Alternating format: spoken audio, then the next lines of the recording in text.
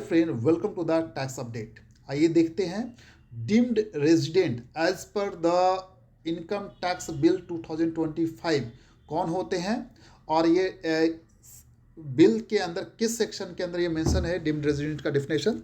तो ये सेक्शन 6 जो है वो डिफाइन करता है डीम्ड रेजिडेंट को। यहाँ पर देखिएगा सब सेक्शन 7 जो है सेक्शन 6 का, उसमें बताया गया कि डीम्ड रेजिडेंट कौन होता है। तो कहा गया कि irrespective of the our provision, तो अवर प्रोविजन ये बताता है कि अगर कोई भी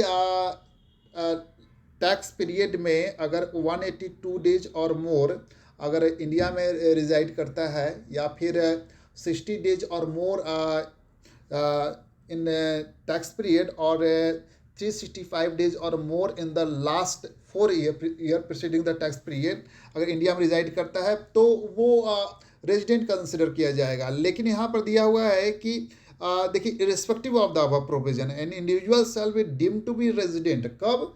जब वह सिटीजन ऑफ इंडिया होगा। देखिए यहाँ पर 3 कंडीशन है जो माना जाएगा जिसमें डीम्ड रेजिडेंस का। पहला है कि सिटीजन ऑफ इंडिया है, ऊपर की पीरियड से उसको कोई मतलब नहीं, कितना दिन स्टे कर रहा है इससे भी मतलब नहीं है। दूसरा, is not liable to tax in any other country or territory due to domicile, residence और similar criteria के बेसिस पे कहीं भी टैक्सेबल लाइबल टू टैक्स नहीं है।